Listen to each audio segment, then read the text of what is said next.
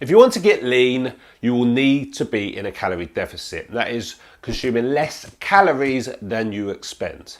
Now, there are many diets on the market, but fundamentally they're all just trying to do the same thing, give you the structure needed to hit that calorie deficit.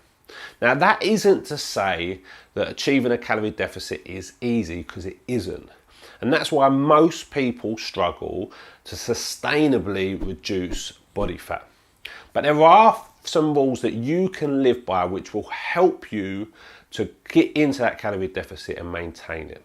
So without further ado, let's dive straight into these 5 rules. And the first one is planning.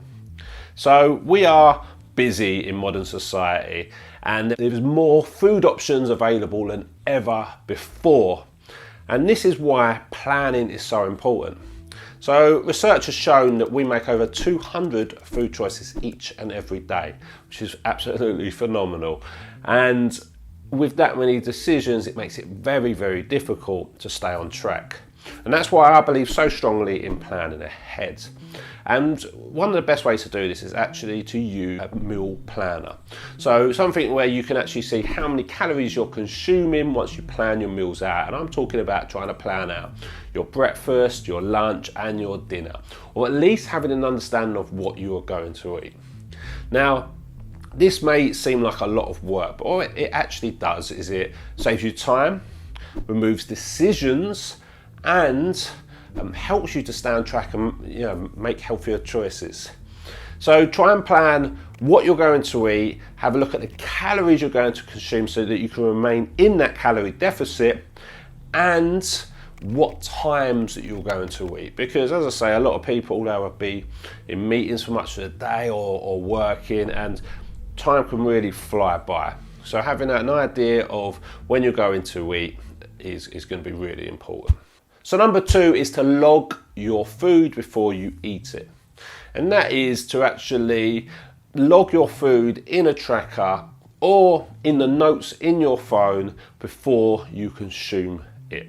Now, if this is out of what is your structured meal plan, it's worth actually having a look to see how many calories is within that meal. Because it's very easy to graze as we go through the day, and what a lot of people do is as they graze, they don't actually log the food they're consuming. So what this does is it adds up a lot of extra calories than people think they're actually eating.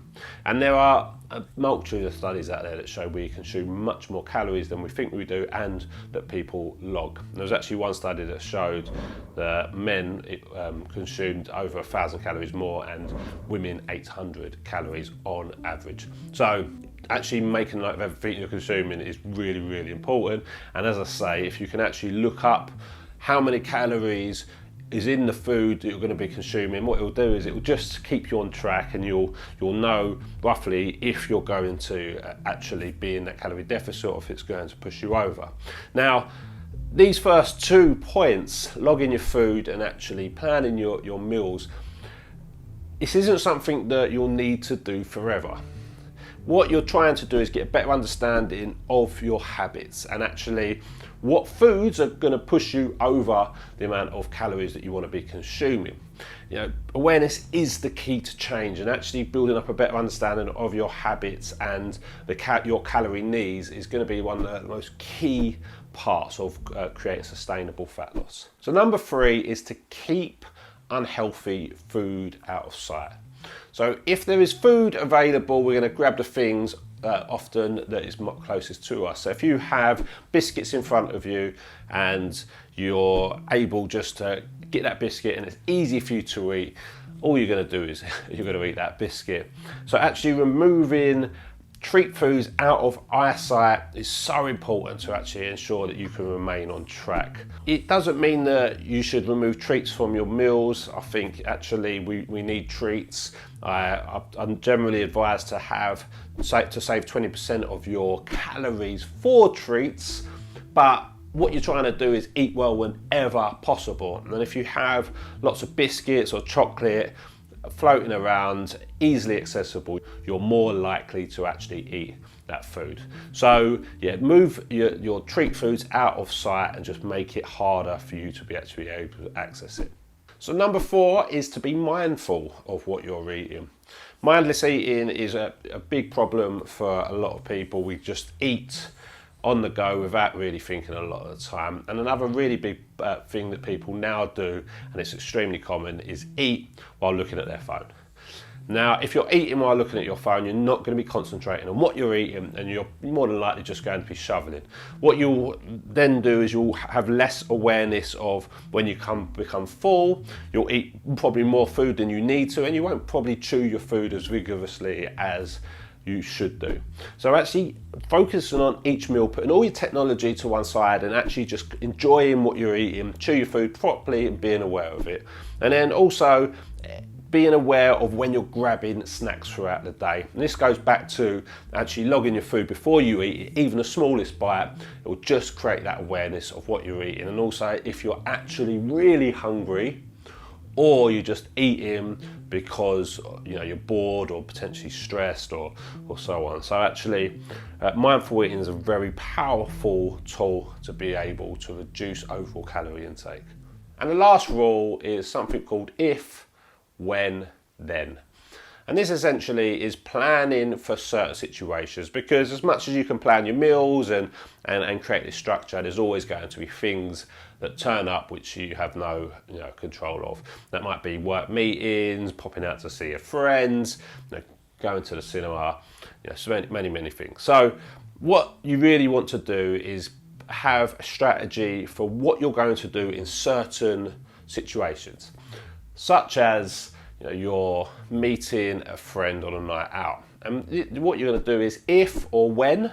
So when I meet my friends and we have our meal and dessert is offered to us, then I will say no to the dessert menu and decide to have a coffee instead.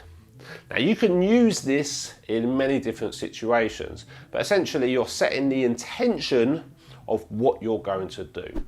What this will do, it will actually increase your chances of staying on track, because you'll already have a pre-planned strategy to be able to say no to a situation that could cause you to eat more or eat the food that you don't want to consume. You'll also improve your internal self-talk, and that is when temptation arises, you'll already have a pre-planned script to be able to counter that temptation and choose another way.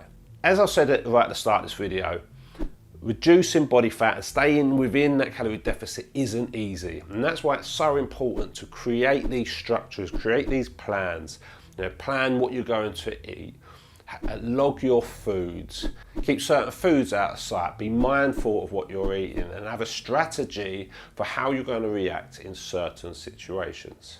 By doing this, what it will do is it will give you much more chance of remaining in that calorie deficit, and what we need to do is remain in that calorie deficit over an extended period of time to achieve fat loss. As I said right at the start of the video, there are many things out there, there are many strategies, but fundamentally they are all aiming for one thing, which is to get you into that calorie deficit to reduce body fat.